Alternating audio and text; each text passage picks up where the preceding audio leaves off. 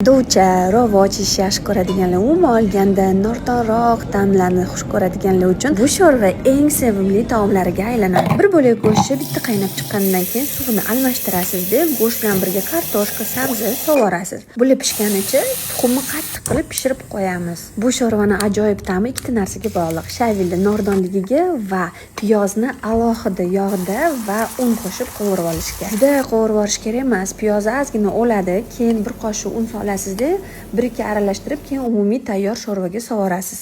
Shavil, pishgan go'sht, kartoshka, sabzi va tuxumlarni to'g'rab tayyor qilib qo'ydik. Ana endi ozayotganlar uchun muhim joyi. Birinchi o'rinda biz semirtirmaydigan mahsulotlarni solamiz, ya'ni go'sht bilan tuxumni solasiz, keyin shavilni solasiz. Haliboya tayyorlab qo'ygan qo'rilgan piyozni ham sovorib, tuzlarini qo'rib, o'zingizga suzib olasiz. O'zingizga olib qo'ygandan keyin bemalol pishgan kartoshka bilan sabzini solasiz.